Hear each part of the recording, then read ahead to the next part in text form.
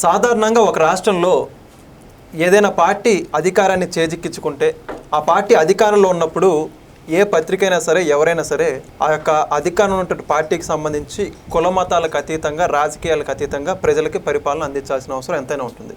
ఇది ఇప్పటివరకు మనం పరిపాటిగా చూస్తున్నాం. అయితే ఈరోజు సాక్షిలో ఒక కథనం మాత్రం వీటికి భిన్నంగా రాసినటువంటి పరిస్థితి. అదేమిటంటే ప్రకాశం జిల్లా నాగులుప్పలపాడు మండలం ఈదుమూడి గ్రామంలో ఎవరైతే గొర్రెల కాపర్లు ఒక పొలం యజమానికి సంబంధించిన వివాదం ఏదైతే ఉందో దానికి సంబంధించి ప్రస్తావిస్తూ అధికార పార్టీకి చెందినటువంటి సామాజిక వర్గం అని చెప్పేసి దాని గురించి కథనాలు రాసినటువంటి పరిస్థితి. అయితే దీన్ని ఎలా అర్థం చేసుకోవాలి, మరిన్ని విషయాలు తెలుసుకోవడానికి మనతో పాటు ఉన్నారు ఆంధ్రప్రదేశ్ రాష్ట్ర అధికార ప్రతినిధి రాజశప్సన్ గారు. సో నమస్కారం అండి. నమస్కారం. సో సాధారణంగా ఒక పేపర్ కానీ లేదా ఒక వార్తాపత్రిక కానీ సమాజంలో జరిగే అంశాన్ని లేకపోతే సమాజంలో ప్రజల్ని చైతన్యవంతులుగా చేయడానికి ఆ యొక్క కథనాలు ప్రచురించడం సర్వసాధారణం. సాక్షి మాత్రం ఇవేవి నాకు తెలియదు, ఇవేవి నేను పాటించనని అనేక సందర్భాలు మనం చూసాం. ఇప్పుడు తాజాగా మరొకటి చూసుకుంటే అసలుకే ఆంధ్రప్రదేశ్ లాంటి రాష్ట్రంలో కులం ఏదైతే ఉందో చాలా సున్నితమైనటువంటి అంశం.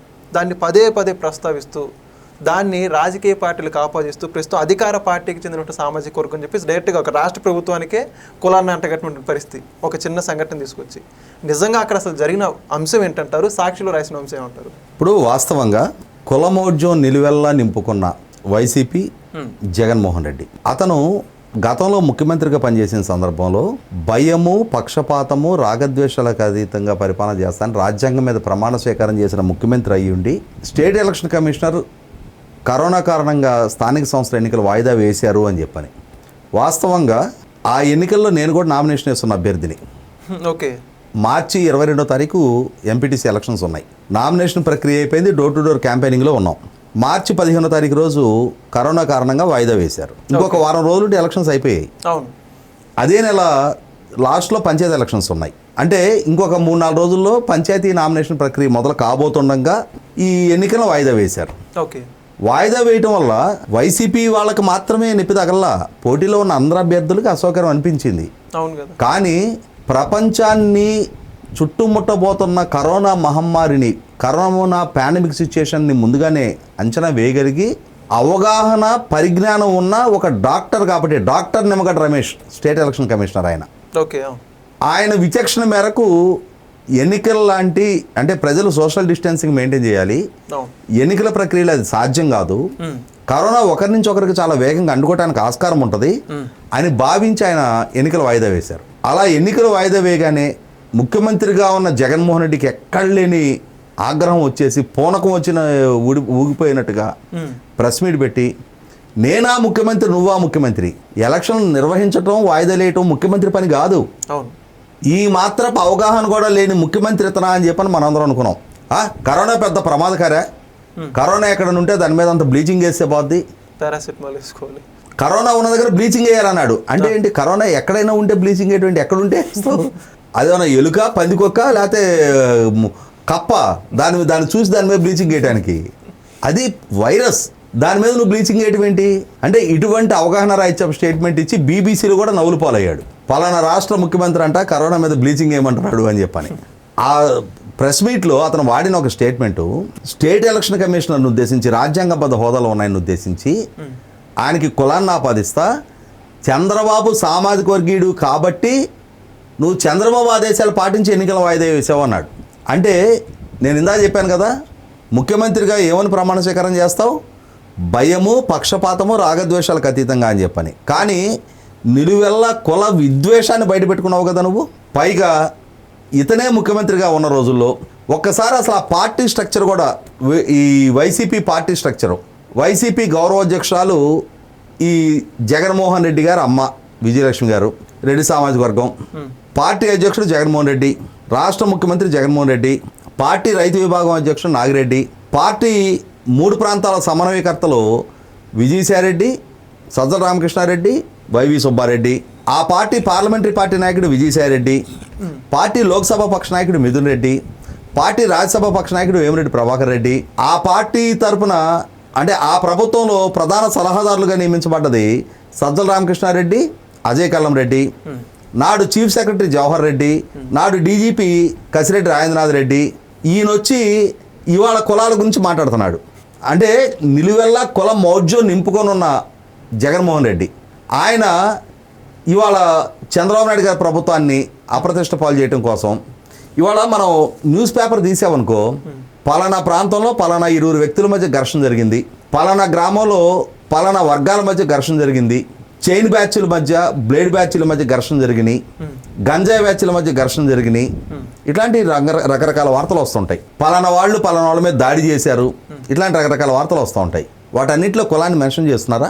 20 వ్యక్తుల మధ్య, 2 వర్గాల మధ్య ఏదో ఒక రకమైన వివాదాలు చెలరేగుతూ ఉంటాయి. ప్రతి వివాదానికి రాజకీయం కారణం కానవసరంలా. ఇప్పుడు 20 వ్యక్తుల మధ్య, ఇరుగు పొరుగు ఇళ్లాల మధ్య ఘర్షణ రావచ్చు, ఒకే ఆఫీసులో పనిచేసే వాళ్ళ మధ్య ఇగో క్లాషెస్ రావచ్చు, డబ్బులు ఇచ్చి పుచ్చుకునే దగ్గర వివాదాలు ఉండొచ్చు, వ్యాపార లావాదేవీల దగ్గర వివాదాలు ఉండొచ్చు, ఇంకేదైనా ఇతరతర సంబంధాల దగ్గర వివాదాలు ఉండొచ్చు, అలాగే ఎక్స్ట్రా మ్యారిటల్ అఫైర్స్ ఇటువంటి వాటి దగ్గర వివాదాలు రావచ్చు, ఏ ప్యాకెట్లోనే వివాదం రావచ్చు, ఏ బెట్టింగ్ దగ్గర వివాదాలు రావచ్చు, దేనికైనా వివాదాలు రావచ్చు 20 వ్యక్తుల మధ్య. ఆ వచ్చిన ఆ వివాదాన్ని అందులో ఒకడు గనక కమ్మ సామాజిక వర్గీయుడు అయ్యి ఉన్నాడు అని అంటే ఇంకా వెంటనే అంటే అదేదో బెట్టింగ్ దగ్గర వచ్చిన తగాదారా బాబు, అదేదో ప్యాకెట్ దగ్గర వచ్చిన తగాదా, ఈ పరిగణలోకి తీసుకోరు. ఒకడు కమ్మ సామాజిక వర్గీయుడు అయితే చాలు, ఇంకా దానికి కథలు అల్లేసి కమ్మ సామాజిక వర్గీయుడు, చంద్రబాబు నాయుడు సామాజిక వర్గీయులు, అధికార పార్టీ సామాజిక వర్గీయులు. అధికార పార్టీకి ఒక సామాజిక వర్గం ఉంటుందా? ఒక సామాజిక వర్గంతో అధికారంలోకి వచ్చుద్దా? ఇవాళ శ్రీకాకుళం జిల్లా నుంచి కర్ణాటక బోర్డర్లో ఉన్న హిందూపూరు, తమిళనాడు బోర్డర్లో ఉన్న కుప్పం దాకా అన్ని నియోజకవర్గాల్లో తెలుగుదేశం పార్టీ నెగ్గింది అని అంటే హిందూపూర్ నియోజకవర్గంలో, కుప్పం నియోజకవర్గంలో 2% ఉన్నారు కమ్మ సామాజిక వర్గీయులు. ఆ 2% తోటే ఆ 2 నియోజకవర్గాలు నెగ్గినాయా? అంటే అవగాహన రాయిచ్చప్పు, అసంబద్ధ, ఒక రకంగా ఇటువంటి సంధి ప్రేలాపాలను చూస్తుంటే ఏమనిపిస్తుంది అంటే మనకి ఇటువంటి వాళ్ళు రాజకీయాల్లో కొనసాగటమా, ఇటువంటి వాళ్ళ యాజమాన్యంలో ఒక పత్రిక ఉండటమా? ఆ పత్రిక ఈ మధ్యకాలంలో చూస్తున్నాం మనం. కందుకూరులో ఓ కమ్మ సామాజిక వర్గీయుడు, అక్కడ ఒక తెలగ సామాజిక వర్గీయుడి మధ్య ఘర్షణ జరిగింది. వాళ్ళిరువురి మధ్య జరిగిన ఘర్షణ వ్యక్తిగత ఘర్షణ, అది కులాలకు సంబంధం లేదు, ఆ ప్రాంతానికి సంబంధం లేదు, అక్కడ పార్టీలకి సంబంధం లేదు. పోనీ అక్కడ ఎమ్మెల్యే కమ్మ సామాజిక వర్గీయుడు, ఈ కమ్మ సామాజిక వర్గీయుడి తరపున ఏమన్నా అక్కడ ఎమ్మెల్యే భుజాన్ని వేసుకొని ఈ బాధితుడి కుటుంబం మీద ఏమన్నా దాడులు దోచడానికి నువ్వు ఉసుగొల్పి ఇతన్ని నేను చూసుకుంటా అని చెప్పని పోలీసులు అండదండ అందించాడా? అక్కడ రాజకీయాలకు సంబంధం లేదు, దాన్ని 2 సామాజిక వర్గాల ఘర్షణగా చిత్రీకరించారు. ఈ మధ్య ముట్టూరులో చూసాం. ఇప్పుడు ఈదుమూడి సంఘటన అక్కడ స్థానికంగా ఆ రైతులు జులుమే ప్రదర్శించి ఉండొచ్చు, లేదు ఆ రైతులు పదే పదే చెప్తూ ఉన్నా కూడా వీళ్ళు వాళ్ళ చాలలో గొర్రెలను దోలు ఉండొచ్చు. అక్కడ ఏం జరిగింది అనేది అందులో ఇన్వాల్వ్ అయిన వాళ్ళకి మాత్రమే పరిమితం.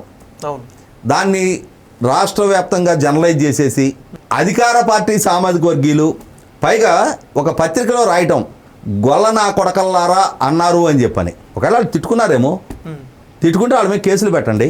ఒకవేళ అక్కడ పోలీస్ స్టేషన్ వాళ్ళు ఇన్ఫ్లుయెన్స్ చేస్తే ఎస్పీ దగ్గరికి వెళ్ళండి. నువ్వు దాన్ని అధికార పార్టీ అంటే అధికార పార్టీ భుజాన్ని వేసుకొని వాళ్ళ తరపున అధికార పార్టీ సామాజిక వర్గం అంటున్నావు. అసలు అధికార పార్టీకి ఒక సామాజిక వర్గం ఉంటుందా? అది నాకు ఉన్న అవగాహన మేరకు సంతనూతలపాడు నియోజకవర్గానికి వస్తుంది. సంతనూతలపాడు ఎస్సీ నియోజకవర్గం, అక్కడ ఎమ్మెల్యే విజయ్ కుమార్ గారు ఎస్సీ సామాజిక వర్గం. మరి ఓన్లీ మీరు చెప్పే సామాజిక వర్గమే ఉండాలిగా రాష్ట్ర వ్యాప్తంగా. మరి అక్కడ ఎస్సీ ఎమ్మెల్యే ఎట్లా ఉన్నాడు అంటే కొద్దిగా అవగాహన లేకుండా ఏదో ఒక రకంగా. ఇప్పుడు చూస్తున్నాం కదా, డిఎస్సి నియామక ప్రక్రియలో స్పోర్ట్స్ కోటాలో మొత్తం కమ్మ సామాజిక వర్గానికి ఇచ్చేసుకున్నారు అని చెప్పని ఆ స్టేట్మెంట్ ఇచ్చిన కొద్ది గంటల్లో గాలి మొత్తం పోగొట్టుకున్నారు. వాస్తవాలు ఏంటనేది వెలుగులోకి వచ్చిన తర్వాత ఇప్పుడు ఇక్కడ ఈ వ్యక్తుల మధ్య చెలరేగిన ఘర్షణని దాన్ని యూనివర్సలైజ్ చేసేసి రాష్ట్ర వ్యాప్తంగా ఈ 2 సామాజిక వర్గాల మధ్య విపరీతమైన వైరం ఉన్నట్టు, ఒకరి మీద ఒకరు దాడులు చేసుకుంటున్నట్టు, అసలు ఈ యాదవ సామాజిక వర్గాన్ని కమ్మ సామాజిక వర్గం అసలు ఎక్కడ బతకనివ్వట్లేదు అన్నట్టు. ఇక్కడ నేను పుట్టి పెరిగింది అదే సామాజిక వర్గం. నాకున్న అవగాహన మేరకు ఇవాళ ఏ గ్రామంలో అయినా సరే కర్ర తీసుకొని కలబడే స్టేజ్లో కమ్మ సామాజిక వర్గీయులు లేరు. కారణం ఏంటి అంటే ఏ కుటుంబంలో చూసుకున్నా పిల్లలు చదువుకుంటున్నారు, మైగ్రేట్ అయ్యి వెళ్ళిపోతూ ఉన్నారు, గ్రామాల్లో పెద్దవాళ్ళే ఉంటున్నారు. ఎనీ విలేజ్, కోస్తా ప్రాంతంలో మరీ ముఖ్యంగా వీళ్ళు చెప్తున్న ఈదుమూడి గ్రామంలో కూడా నేను రుజువు చేస్తుంది. అక్కడ ఘర్షణ జరిగితే అది వ్యక్తులకు సంబంధించిన ఘర్షణ, అది ఒక ఇష్యూ బేస్డ్గా జరిగిన ఘర్షణ. దాన్ని వైసీపీ నుంచి నాగార్జున యాదవ్ అనే అతను వెళ్ళిపోయి ఏదో మొత్తం యాదవ్ సామాజిక వర్గీయులందరూ ఇళ్ళే ఉద్ధరించినట్టుగా, తోట చంద్రయ్యని పీకగోసి చంపిన పార్టీ ఇది, జల్లయ్యని పీకగోసి చంపిన పార్టీ ఇది. వాళ్ళిద్దరూ యాదవ్ సామాజిక వర్గీయులే. కాబట్టి వీళ్ళకి ఇవాళ ఏదో యాదవ్ సామాజిక వర్గానికి సహజంగా ఏంటంటే యాదవ్ సామాజిక వర్గీయులు మొదటి నుంచి తెలుగుదేశానికి ఎక్కువగా అనుబంధంగా ఉన్నారు కాబట్టి ఇక్కడ చూసారా మీరు ఆ పార్టీతో అటాచ్డ్గా ఉన్నా కూడా ఇవాళ ఏ విధంగా వాళ్ళు మీ మీద దాడులు చేస్తున్నారో అని దాన్ని రాష్ట్ర వ్యాప్త సమస్యగా మార్చాలి అని చెప్పని ఇవి అర్థం చేసుకోలేనంతటి అమాయకత్వంలో ఇవాళ ఏ గ్రామీణ ప్రాంత రైతు కూలీలు కానీ ఏ కుల వృత్తులు చేసుకున్న వాళ్ళు కూడా లేరు.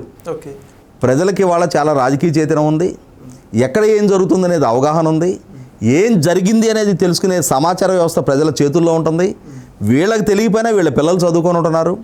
వాస్తవం ఏంటి అవాస్తవం ఏంటి అనేది విడమర్చి చెప్పగలిగే పరిజ్ఞానం ఆ పిల్లలకు ఉంటుంది. కాబట్టి ఇదే రొట్టకొట్టుడు విధానాలు, ఇదే సేమ్ ఓల్డ్ స్ట్రాటజీస్, ఈ కుల విద్వేషాల కారణంగానే 2029 ఎన్నికలకి ఒక భూమికి సిద్ధం చేసుకుందామని చెప్పని కుయుక్తులు, కుట్రలు, కుప్పిగంతులు, పిల్లి మొగ్గలతో వైసీపీ చేస్తున్న ఈ ప్రయత్నాలు వాళ్ళకే బూమరాంగ్ అవుతాయి. Okay, thank you sir.